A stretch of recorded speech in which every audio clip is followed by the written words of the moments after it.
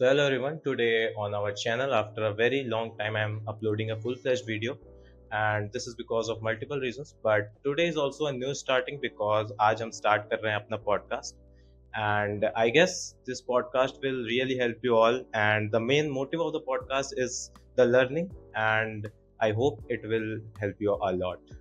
So today on our podcast, our first guest is Mr. Sparsh, also known as Sparshcastic. Basically, he's a content creator on YouTube and Instagram, and his content is really very interesting, mainly related to science and philosophy. And जो सबसे खास बात मुझे इनके content पे लगती है that is ये मजाक करते हुए भी काफी सारी बातों को बहुत इजीली समझा देते हैं. लाइक यू फील लाइक ये बड़े भाई समझा रहे हैं. I really watched lots of videos from past few weeks and really interesting, and his channel link is description, so you can also check out from there. And let's start a talk with our Sparsh Bhaiya, and in all the podcast I will call him Sparsh Bhaiya, so that's it. Okay, so let's start. So सबसे पहले भैया आपका background like where are you from, and firstly what makes you inspired to make videos on the platforms like this? ठीक है. Thank you very much for making me the first guest on sceptic Arjun. अच्छी बात है. देख रहा हूँ मैं तुम्हारा, जब तुमने डीएम किया था तो मैं देख रहा हूँ उनके चैनल को, उनके वीडियोस को, इनके इंस्टाग्राम को. Very good videos, very good Instagram. अच्छा ग्रो कर रहा है. आई थिंक जल्दी ग्रो कर जाओगे. और आई थिंक मैं भी किसी को भैया बुलाने लायक हूँ नहीं. मेरी उम्र भी काफी छोटी है, तो मैं भी सबको भैया बोलता हूँ, अपने बाकी यूट्यूबर्स को. और मेरा बैकग्राउंड ये है कि मैं दिल्ली से बिलोंग करता हूँ. मैं दिल्ली यूनिवर्सिटी से ग्रेजुएट हूँ रिसेंटली. अभी ग्रेजुएशन हुई है मेरी. फिलॉसफी ऑनर्स के अंदर ग्रेजुएशन करी है मैंने. उसके अलावा साइंस एंथुजियास्ट रहा हूँ मैं हमेशा से. फिजिक्स में मेरी खास रुचि रही है फिजिक्स के अंदर हमेशा. क्वांटम फिजिक्स हो, एस्ट्रोफिजिक्स हो, कुछ भी हो. तो स्टीवन हॉकिंग, नील डिग्रास टाइसन का कॉस्मोस देख के बड़ा हूँ, तो वहां से रुचि आती है फिजिक्स के अंदर. साइंस के अंदर वहां से रुचि आई. तो ये साइंस और आर्ट्स का थोड़ा मिक्स कॉम्बिनेशन है, साइंस और फिलॉसफी का, जो रेयर ही मिलता है. तो मुझे इन दोनों फील्ड्स के अंदर इंटरेस्ट है, आर्ट्स और साइंस के अंदर. अब मैंने वीडियोस बनाना स्टार्ट कर दिया था आई थिंक 2022 सितंबर में. पर मैं ऐसे मजाक बनाता था, तो महीने का एक वीडियो, 2 वीडियो. पिछले साल जून से मैंने 1 साल हो गया है, मैंने सीरियसली बनाना स्टार्ट किया था 10 जून से करीब. सीरियसली वीडियोस, यूट्यूब को सीरियसली लिया था. वो है. Okay, so basically from past 2 years you are active on YouTube. Okay, so मुझे सबसे ज्यादा इंटरेस्टिंग ये चीज लगती है कि like science and philosophy are two like ऐसी चीजें हैं जो कि काफी कॉन्ट्राडिक्टरी हैं एक दूसरे को लेकर के. एंड इसकी जब कोई इस पे वीडियोस बनाता है, so it's really very interesting, and I am also going to that side. That's why I liked your videos. I watched your live of विमो के साथ जो आपने किया था, विमो सर के साथ. That was the point where I think कि I have to meet you or I have to talk to you. वो काफी विमो के साथ. या so science and philosophy different field लगती है, पर मुझे काफी सिमिलर लगती है science and philosophy. I think all fields are interconnected. ठीक है, मुझे पर्सनली पसंद है साइंस और फिलॉसफी. उसके अलावा विमो के साथ तो मुझे काफी पसंद है. विमो का कंटेंट में काफी टाइम से देख रहा था, तो मैंने उनको बुलाने की कोशिश करी, कॉन्टैक्ट्स निकाले, कॉम्बिनेशन वगैरह काफी टिकट लगाई है मैंने इन कोलैब्स के लिए. वो तो ठीक है, मिल गए finally collabs. Okay, so this is all about our Sparsh Bhaiya, and now we will move to the topics that are very relevant to science and philosophy. जिसमें से I want to ask you about fallacies. I am very interested in fallacies. I am very like very mind blowing things that are. तो सबसे पहले I have listened about a okay, you continue about that. नहीं, मैं बताता हूँ. देखो, fallacy में तो मैं भरा रहता हूँ, क्योंकि मैं बहुत फैलेसी से परेशान हूँ. लोग मुझे बहुत फैलेसी देते हैं. और दिक्कत पता क्या है, फैलेसीज क्या होती है पहले बता देता हूँ. लॉजिकल फैलेसीज की बात कर रहे हैं यहाँ पे हम लोग. लॉजिकल फैलेसीज ऐसी बातें होती हैं जो दिखने में लॉजिकल लगती है, बट वो लॉजिकल होती नहीं है. आपके बात का आपको एक आर्ग्यूमेंट देने के लिए दी जा सकती है, आपके आर्ग्यूमेंट का काउंटर के लिए दी जा सकती है, बट वो ऐसा काउंटर या ऐसा आर्ग्यूमेंट होगा जो उस कन्वर्सेशन से फिट नहीं बैठ रहा होगा, जो कहीं ना कहीं गलत होगा, बट सुनने में बहुत सही लगेगा. अब इससे क्या होता है, मैं जब लॉजिकल फैलेसी के अंदर पढ़ना स्टार्ट किया, 10th 11th क्लास के अंदर पढ़ना स्टार्ट किया था, और फिर मैं किसी को बोलता हूँ ना कि ये लॉजिकल फैलेसी है, तो वो उल्टा भड़क जाते हैं कि लॉजिकल फैलेसी क्यों मुझे घुसा रहा है, तो टेक्निकल क्यों हो रहा है इतना, हम नॉर्मल डिबेट कर रहे हैं. तो ऐसे लोगों का मेरा कहना यही है कि ये देखो, लॉजिकल फैलेसी ऐसी चीज है जो ह्यूमन नेचर के अंदर अब आ चुकी है. हम लोग उसका यूज करते ही करते हैं, उसको पॉइंट आउट करो या ना करो, वो तो एग्जिस्ट कर रही है ना। हाँ या और उसकी वजह से हमारी डिबेट, हमारी कन्वर्सेशन, हमारे दिमाग की सोच खराब हो रही है लॉजिकल फैलेसिस की वजह से। हम ढंग से डिसीजन नहीं ले पा रहे हैं सही से, हम लॉजिकल नहीं हो पा रहे हैं, हम लोग रैशनल नहीं हो पा रहे हैं। तो मुझे अच्छा लगता है कि हमें उसे पॉइंट आउट करना चाहिए कि यहाँ पे फैलेसी है। अगर इस कन्वर्सेशन के अंदर कभी मैं फैलेसी का यूज करूं तो प्लीज कमेंट में मुझे बताना कि आपने इस पार्ट पे ये फैलेसी का यूज किया था, जो कि वो जानबूझ के भी नहीं होता, हर बार वो इनेट हो जाता है ह्यूमन नेचर के अंदर, तो मैं अगली बार से इंप्रूव करूंगा। Like there's a fallacy named hominem fallacy. You have listened about, I Yeah. guess, hominem Ad fallacy. hominem. Strawman fallacy. These fallacies are mostly used by our politicians and also some lovely politicians. Also some like great जैसे कि आपने अभी video बनाई थी MLM marketing multi level creators, वहाँ पर जो basically करते हैं, that are also fallacies. सो फैलेसीज एक ऐसी चीज है जो हमारी लाइफ में हमारे सामने बहुत सारे लोग करते हैं। हमारे घर में पूजा कराने वाले आते हैं, they also use such type of फैलेसीज। मैंने कई सारी जगह पर दीज थिंग्स आई गेस कि मैंने ऑब्जर्व की थी। उसके बाद मैंने इन सब चीज़ों के बारे में देखा, लाइक जब फैलेसीज के बारे में, तो मैंने ऑब्जर्व किया कि ओ नाइस, यहाँ पर फैलेसीज का यूज हो रहा है। So these are the things that are really very interesting. Okay, so fallacies कुछ ऐसी चीज़ें होती हैं। आगे that is a very important topic. What are you? Are you an atheist or agnostic or what? See, I think I dabble with that question a lot. Okay. मुझे ऐसा लगता है कि कुछ टाइम में ऐसा लगता है नहीं, थीस्ट बनना ज़्यादा बेटर है, थीस्ट ही हूँ, या फिर कुछ एग्नोस्टिक हूँ, मुझे लगता है एथियस्ट हूँ। आई थिंक वो इतना पक्का नहीं है मेरे अंदर कोई भी चीज, क्योंकि अभी मैं नया नया इन्फॉर्मेशन को जान रहा हूँ, मैं यंग हूँ अभी, चीजों को मैं ज्यादा ज्ञान नहीं है मेरे अंदर, मैं एक क्लेम करता हूँ ज्यादा ज्ञान नहीं है मेरे पास ऑब्वियसली। तो उन चीजों के अंदर थोड़ा कंफ्यूजन रहती है, पर अभी के लिए मैं एग्नोस्टिक और एथिस्ट कैटेगरी में ज्यादा आता हूँ, उस तरफ लीनियस ज्यादा है। ठीक है, साइंस रैशनैलिटी की नॉलेज और वहाँ पे इंटरेस्ट ज्यादा है। तो थीस तो मैं तब बनता हूँ जब मेरे एग्जाम से एक दिन रिजल्ट आने वाला होता है, एक दिन पहले मैं थीस बन जाता हूँ। उसके अलावा मैं थीस नहीं बनता हूँ। नहीं, दिस इज, देखिए मैं अभी, आप वो जानते होंगे एस्ट्रो क्षितिज एक हैं, एस्ट्रो क्षितिज भैया हैं।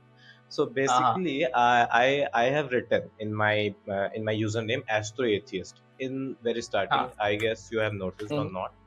उसके बाद मैंने Astro Agnostic किया था, ठीक है? And after doing it Astro Agnostic, I have made a video that what is the difference between atheist and agnostic, where I lack some things. Like मैंने उसमें कुछ ऐसी चीजें बताई, like उसकी Greek meaning जो agnostic की होती है, that is somehow different from the interpretation जो कि लोग बनाते हैं अपने माइंड में। एंड उस पे मुझे एस्ट्रो क्षितिज भैया ने मुझे उस पे रिप्लाई किया मेरी रील पे कि that is not the correct definition that you have said, ठीक है, इससे मिस इंटरप्रिटेशन बढ़ेगा।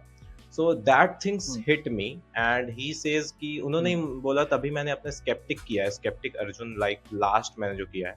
Sceptic means a person who does not believe in something without evidence, that is the main reason, that is the main definition of skeptic.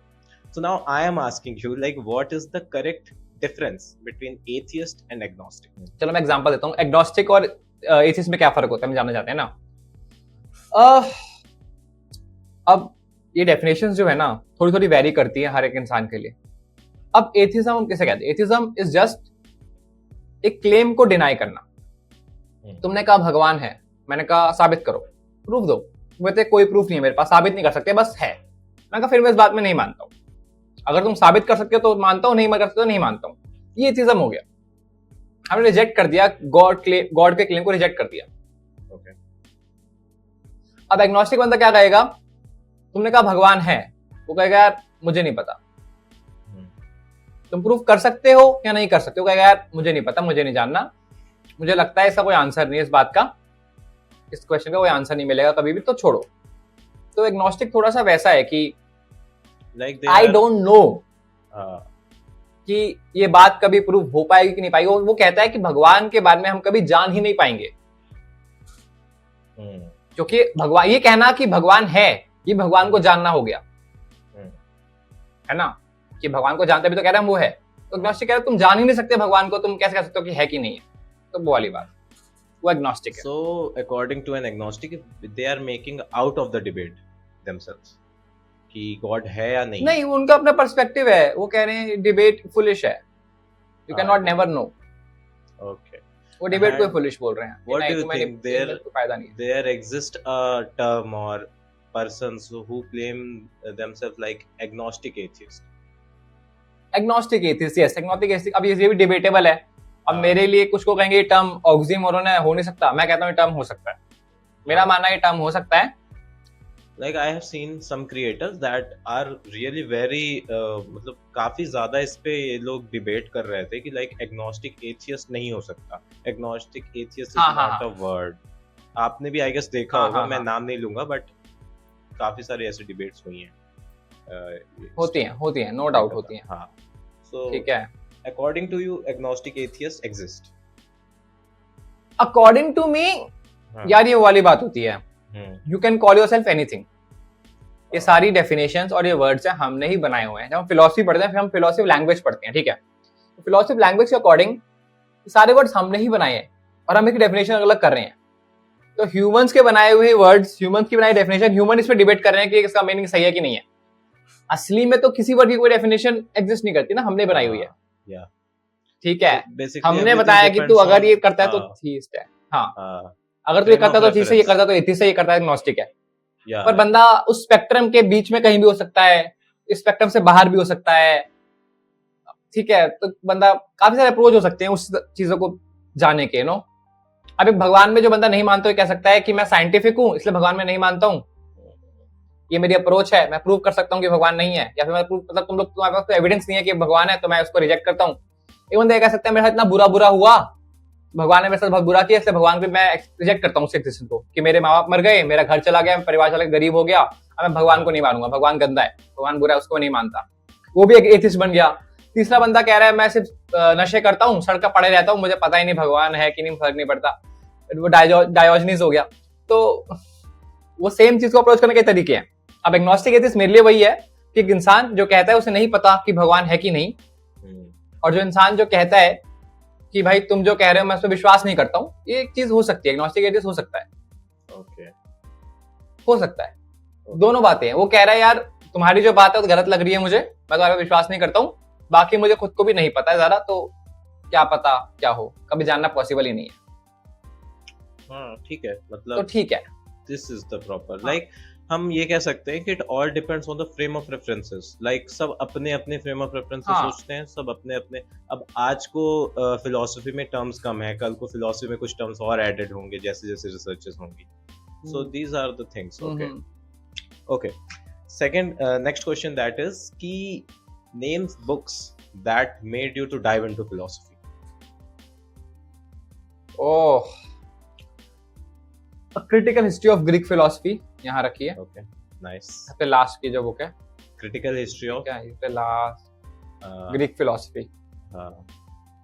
ठीक है, उसके अलावा मेरी जो कोर्स की बुक्स थी उनके साथ तो सप्लीमेंट रीडिंग्स आती थी, अटैच रीडिंग्स आती थी, समझ रहे हो। ड्यू में तो रीडिंग्स मिलती है ना, मैं कि ये कोर्स का चैप्टर इस बुक से उठाया गया है, एसेंशियल रीडिंग्स आती हैं। तो उन रीडिंग्स में ही बुक्स के रेफरेंसेस होते थे। जैसे हमने बियॉन्ड गुड एंड इविल का रेफरेंसेस पढ़े हैं, हमने इमैनुअल कांट की क्रिटिक ऑफ प्योर रीजन भी पढ़ी है, हमने हीगल की फिनोमेनोलॉजी ऑफ स्पिरिट भी पढ़ी है। तो इन सबके हमने थोड़े थोड़े पार्ट्स पढ़े हुए हैं।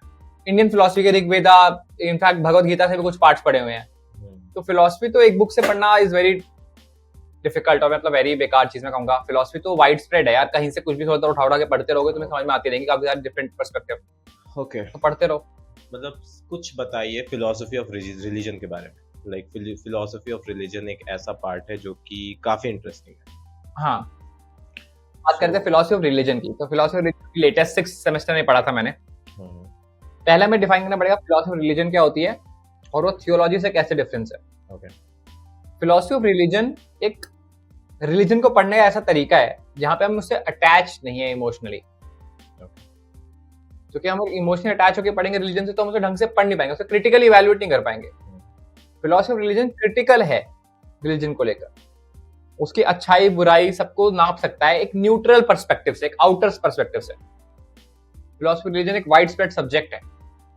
उसका पार्ट है थियोलॉजी। थियोलॉजी इज भगवान और धर्म, उनसे जुड़ी सारी बातें जो होती हैं भगवत गीता से लेके, बाइबल से लेके, कुरान से लेके, और जो भी हम लोग पढ़ते हैं वो सब कुछ थियोलॉजी में आ जाता है। Theology is related to the religion itself. Religion और भगवान से जुड़ी हुई किताबें और वो कॉन्सेप्ट और वो चीजें, वो थियोलॉजी का पार्ट है।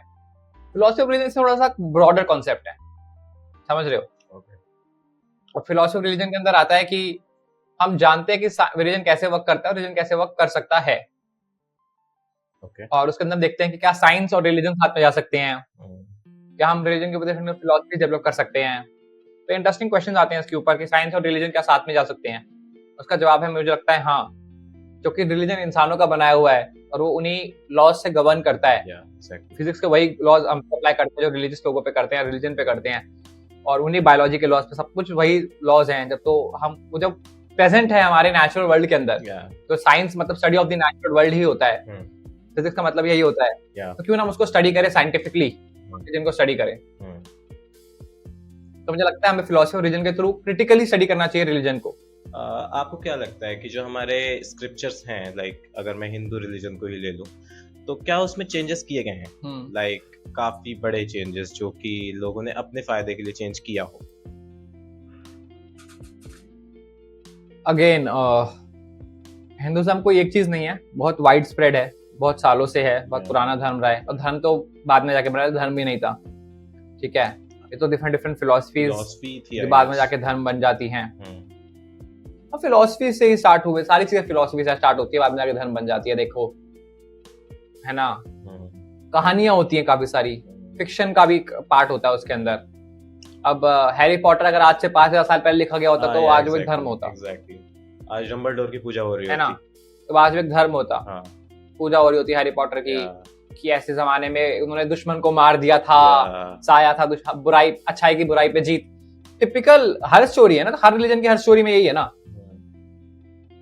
तो वही सब हैरी पॉटर में भी होता। तो आज से 5000 साल पहले वो भी हमें कहीं गड़ी हुई मिलती है, अगर वो किताब हमें, वही चीज है ना, कहीं खुदाई होती, गड़ी हुई मिलती, तो धर्म बन जाता। वही चीज है कि जैसे अब महाभारत वगैरह है, तो आई गेस महाभारत रामायण कुछ होगा, मान लीजिए हुआ भी होगा, तो वो ऐसे नहीं हुआ होगा जैसे हुआ भी होगा, जरूर हुआ होगा, लाइक पोर्ट्रे किया जाता है। Yes yes yes, these are the things जो कि हमें, लाइक राइटर होता है ना, ऑथर डाल देता है थोड़ा नमक मिर्च, जिससे कि जो पढ़ने वाले को इंटरेस्ट आ जाए। सो लाइक कुछ ऐसी चीजें देखो, हाँ, कुछ चीजें देखो जो बनती है दिखती हैं, जैसे राजा महाराजा उस टाइम पे होते थे, वो कॉन्सेप्ट दिखता है। सेना होती थी, तलवार भाले सब हमें मिले हैं, तीर कमान मिला है, तो सब होता था, लड़ाइयां होती थी, और कब लोग उठा ले जाते थे, किसका बीवी को उठा लिया, अगवा कर लिया, ये सब तो कॉमन चीज होती थी उस टाइम पे, यू नो। तो और ये सब कॉन्टेस्ट होते थे तीर मारने के, ये सब चीजें हमने देखी है। उस टाइम की चीजों में हमने सबूत है हमारे पास, उस टाइम पे चीजें हुआ करती थी, उसका एविडेंस है। बट हम बोलोगे कि वो लोग उड़ते थे, नहीं, दैट इज ज्यादा हो गया। जैसे अब महाभारत में भीम के पास 10,000 हाथियों का पावर था, like these type of things that I guess these are the things जिनको हम लाइक कहते नहीं है कि थोड़ा बढ़ा चढ़ा कर लिखने से, लाइक अरे बढ़ा चढ़ा कर बोलने में अच्छा लगता है ना। मैं बोलूंगा बहुत ताकतवर आदमी है, बहुत ताकतवर आदमी क्या है, जैसे बोलो 10,000 हाथियों की ताकत है, तो वो सुनने में ज्यादा अच्छा लग रहा है।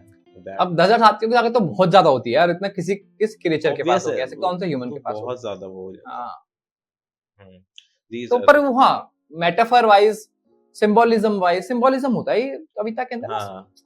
किसी भी पीस ऑफ लिटरेचर को आप लिटरल सेंस में नहीं ले सकते, उसके अंदर सिंबोलिज्म है। अब अगर हम शेक्सपियर की सारी कहानियों को सच मानने लगे, लाइक जूलियस सीजर हो गया आपका, और भी जो उसने लिखे हैं लाइक टेम्पेस्ट वगैरह, दीज मतलब बहुत अच्छी राइटिंग्स है, ठीक है, but that is not true and they accept that. अरे हमें कैसे पता कि ब्रूटस ने लास्ट में चाकू मारा था पीठ के अंदर, और उसने एट टू ब्रूटे कहा था, क्या पता नहीं कहा हो यार। वही तो, ठीक है, मान लेते किसी ने चाकू मारा भी होगा, बट दैट इज नॉट कि जैसे बताया जा रहा है, जैसे पर वो ड्रामेटिक किया ना उसने कि लास्ट चाकू ब्रूटस का पड़ता है और वो कहता है एट टू ब्रूटे, वो सिनेमैटिक है, वो अच्छा लगता है देखने में, तो ऑब्वियस है। ठीक है, नहीं मतलब, पर रियल लाइफ में ऐसी सिनेमैटिक चीजें नहीं होती ना। मैंने मतलब बहुत पहले, लाइक अभी नहीं, 11th-12th में आई वाज अ थियस्ट, ठीक है, आई वाज अ थियस्ट, एंड मैंने भगवत गीता पढ़ना शुरू किया था। बट जब मैं थियस्ट था तब मैंने भगवत गीता को कंप्लीट नहीं किया, स्टार्टिंग में एंड कर दिया, मतलब रोक दिया। बट अभी जब मैं फर्स्ट ईयर में आया, व्हेन माय माइंडसेट चेंजेस, तब मैंने भगवत गीता को कंप्लीट किया, सिर्फ इसलिए बिकॉज आई वॉन्ट टू सी कि ऐसा क्या है जो तुम श्री कृष्ण की पूजा कर रहे हो। ठीक है, मैंने पढ़ी एंड देखिए my personal views on Bhagavad Gita is कि it is a very amazing book. ठीक है, उसकी जो मॉरल टीचिंग्स हैं वो बहुत अच्छी हैं। ठीक है, अगर कोई एक इंसान अपनी लाइफ में भगवत गीता की सारी चीजें उतार लेता है तो हाँ वो एक बहुत ही ज्यादा अच्छा इंसान बन जाएगा। ठीक है, but that is not practically possible कोई कर सके, क्योंकि उसमें जो चीजें लिखी हैं दैट इज नॉट आज के टाइम पे जीकर वो करना पॉसिबल नहीं है। सो अकॉर्डिंग टू मी उसे भी किसी इंसान ने ही लिखा है। ठीक है, उससे भी किसी इंसान ने लिखा। मान लेते हैं कोई श्री कृष्ण टाइप का आदमी रहा भी हो, he is very good person, but मैं ऐसा नहीं मान सकता कि उसके हाथ पे चक्र चलता था। ठीक है, दैट इज द पॉइंट। हाँ मतलब ठीक है, मैं तो मानता हूँ। देखो श्री कृष्ण की भगवत गीता अगर हम मान ले खुद भगवान ने भी लिखी है, चलो अगर तुम मानते हो भगवान ने, मान लो भगवान ने लिखी है, तो उसका पर्पस तो समझो ना। उसका पर्पस तो ये है ना मेन, कि हमें समझाना। उस किताब तुम लोग उसकी किताब के उसके पीछे पड़े हुए हो, किसने लिखी उसका वो क्या। अरे भाई किताब को तो पढ़ लो। किताब नहीं पढ़, लोग किताब पे झगड़ा करते हैं पर किताब को पढ़ते नहीं है। देखिए 2000 मतलब मैंने 4-5 साल पहले मैंने देखा था कि जिनके इंस्टाग्राम बायो और जगह जगह पर लाइक कट्टर हिंदू नहीं लिखा रहता था। ठीक है, आज लिखा हुआ है। ठीक है, और उनसे उन्हीं के रिलीजन के बारे में पूछिए तो उन्हें कोई नॉलेज नहीं है। मैं बताता हूँ कि कोई नॉलेज नहीं, उनसे ज्यादा मैं बता सकता हूँ उनके रिलीजन के बारे में। ठीक है, इतना है मतलब कि मैं समझता हूँ कि like you haven't studied your religion and you are saying that you are a कट्टर हिंदू। इनसे पूछ लो 9 स्कूल ऑफ फिलोसफी कौन से थे, इंडियन स्कूल ऑफ फिलोसफी, उसमें 6 आस्तिक 3 नास्तिक थे। वही कहां से जो तुम पढ़ते हो, ये आत्मा ब्रह्मांड की बातें, जो पुरुष प्रकृति है, ये सब का यार ये हमारे स्कूलों से आ रहा है। हाँ ऑब्वियसली, तो वही चीज है ना कि है ना, मीमांसा, अद्वैता, न्याय, ये सारे स्कूल्स हैं भाई, पढ़ो तो सही इनको एक बार। काफी सारी यहाँ से आ रही हैं बातें। कास्ट सिस्टम वगैरह जो भी ये लोग फैला रहे हैं वो रिलीजन में दिया नहीं है एग्जैक्टली कहीं पर। That is on the basis of work, you know. नहीं दिया है, हाँ बहुत अच्छे से दिया हुआ है। कास्ट सिस्टम पूरा प्रॉपर, या कास्ट सिस्टम बहुत पहले से जन्म के आधार से। लाइक चलो अगर मान लो अगर वो वर्क के आधार पे है, वर्क के आधार पे है, ठीक है, तो पूरी महाभारत में कर्ण को क्षत्रिय क्यों एक्सेप्ट नहीं किया गया? उसे हमेशा एक रथ वाले का बेटा ही क्यों माना गया? कर्ण से तो क्षत्रिय बन गया था ना, वो राजा भी बन गया था, दानवीर भी बन गया था, उसे तीर मारना अर्जुन के बराबर वो जानता था कला। उसे फिर द्रौपदी ने अलाउ क्यों नहीं किया? मुझे भी याद आ रहा है कि श्री कृष्ण ने भी शायद इस टाइप की कोई चीज बोली थी, मतलब उसी के दौरान गीता में लिखा है कर्म और गुण के आधार पे। गुण तो बेस्ड ही होते हैं, बर्थ वाले, वर्क ही होता है, कर और गुण। हाँ तो फिर that is also not followed. अगर ऐसा होता तो भाई द्रौपदी मारने देती तीर उसको, कर्ण को, पर वो उसका बेटा था तो इसलिए नहीं मारने दिया ना, कि उसका बेटा है तो बर्थ के आधार पे वो पीछे पड़े हुए थे ना। बन तो वो राजा गया था, वो चीज तो है। तो ये बातें जो होती है ना बोलने वाली, ये व्हाइट वॉश करने वाली ना, कि वो अपने धर्म को बेटर दिखाने के लिए सब लोग करते हैं। अब जैसे बाइबल पे वो बोलते हैं, क्रिश्चियनिटी बोलती है हम लोग स्लेवरी को सपोर्ट नहीं करते। बाइबल खोल के दिखाओ, यहाँ पे स्लेवरी के बारे में लिखा हुआ है, स्लेवरी को सपोर्ट करते हैं, लिखा हुआ है सपोर्ट करते हैं स्लेवरी को। तुम बाइबल खोल के देखो, क्रिश्चियनिटी बहुत अच्छा है। अरे अच्छा दिखाऊंगा अभी बाइबल खोल के कैसी कैसी बातें लिखी हुई है वहाँ पे। देखिए वो वाली बात। अब तुम बोलोगे मैं हिंदुज्म पे नहीं बोल रहा, तब पे बोल रहा हूँ मैं, प्रॉपर मैं कुरान पे बोल लेता हूँ। कई लोग बोलते तुम मुस्लिम पे नहीं बोलते, बोल लेता हूँ कुरान पे भी। अब वो भी बोलते हैं religion of peace, religion of peace, है ना, पर वहां पे भी क्या लिखा हुआ है? शरिया लॉ में रिलीजन ऑफ पीस दिख रहा है तुम्हें कहीं पे? तुम्हें काफिर के उसमें रिलीजन ऑफ पीस दिख रहा है कहीं पे?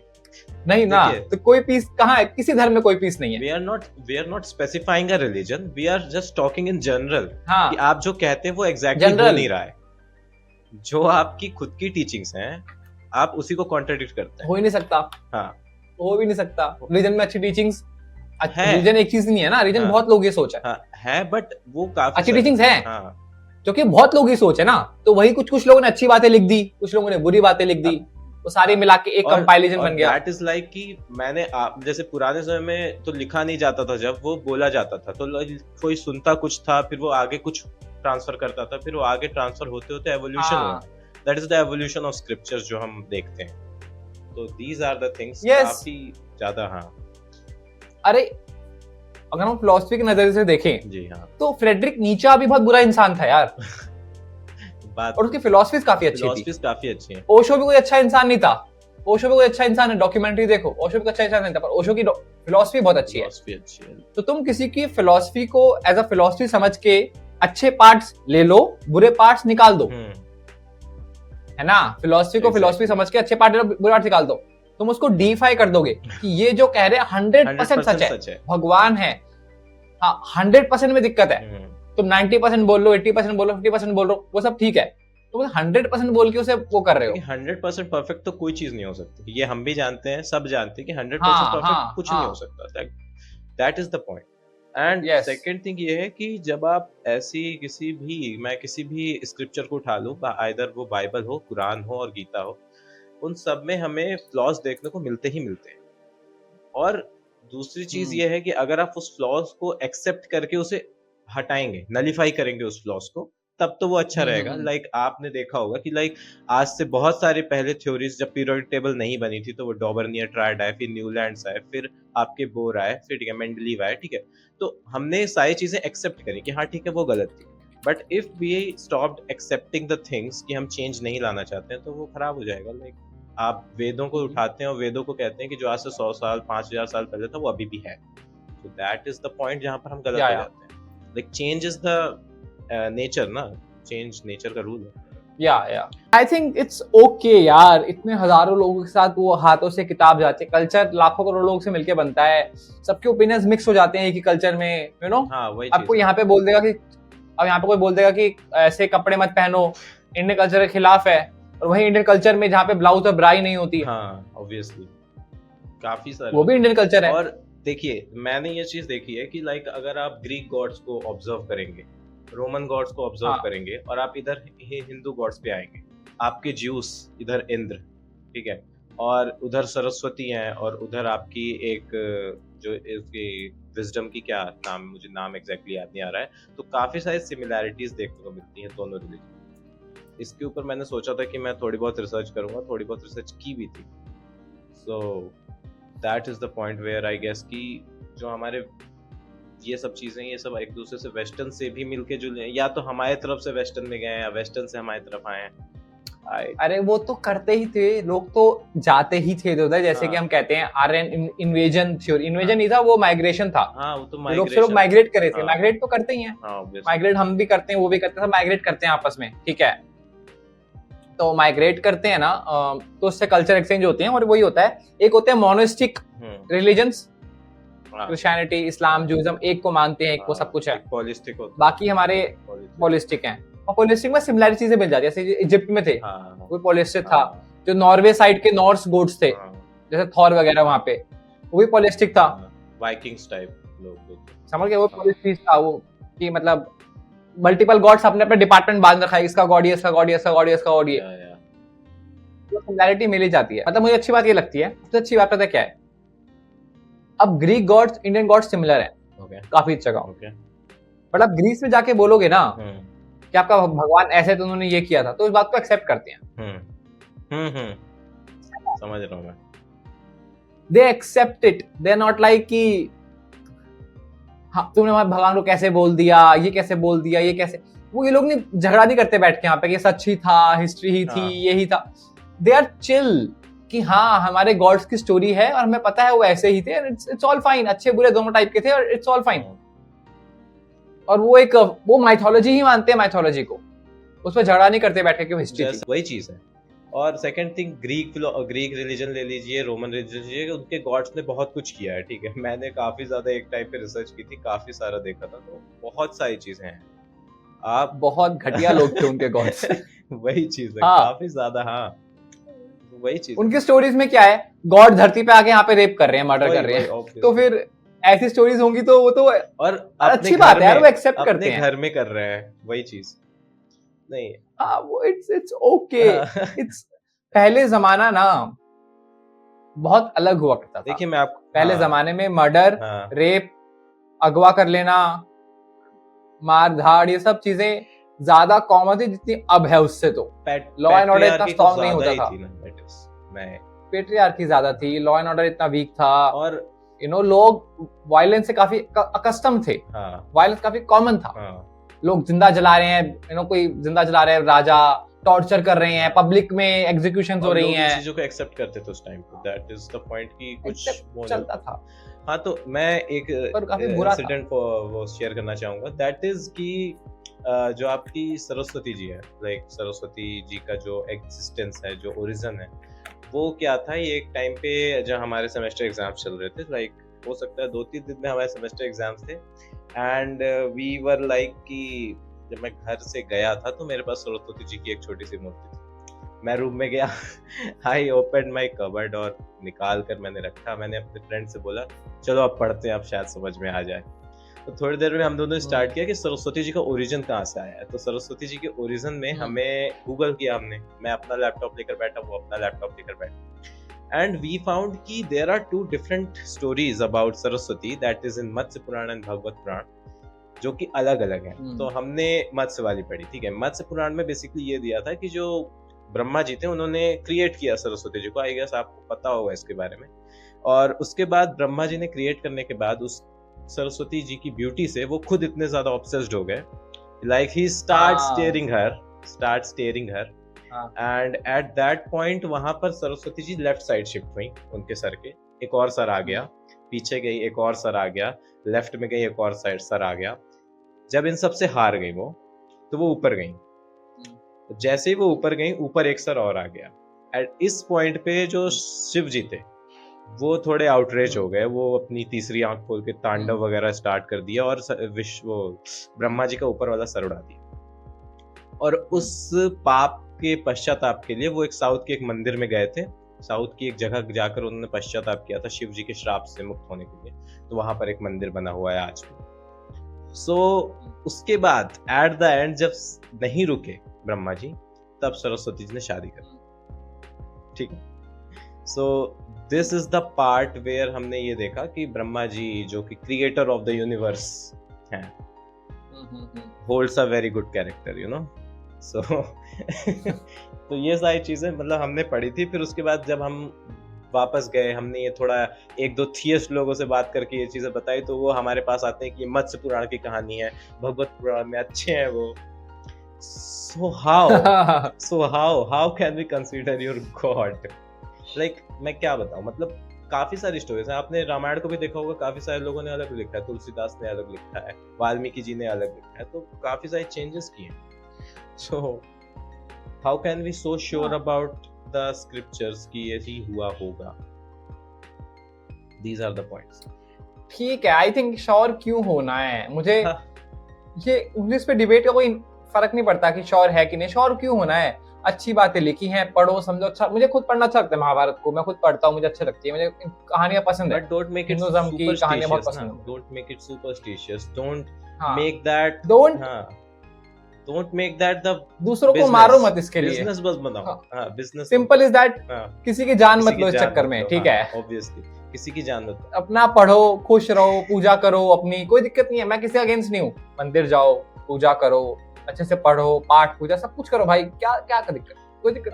आपने पर तुम सड़क पे जाके किसी को लिंच कर दोगे तो फिर ऑब्वियसली भगवान के नाम पर, तो फिर वो क्या हरकत है। नॉर्मल रहो, मैं भी जाता हूँ। परसों स्टैम्पीड हुआ था, स्टैम्पीड जो हुआ, हाँ, that is the part where मतलब काफी ज्यादा मतलब मुझे लग रहा था कि ये तो शुरुआत है, अभी पता नहीं क्या क्या होना बाकी। और आपको ही पता है कि पता नहीं कितने बाबा आज के टाइम पे ऐसे हैं जो बहुत ज्यादा लाइक कर रहे हैं, बहुत बड़े लेवल पे। अरे धर्म के नाम पर ना, धर्म के नाम पे बना हुआ कोई भी देश डाउनवर्ड स्पाइरल में चला जाता है कहीं ना कहीं।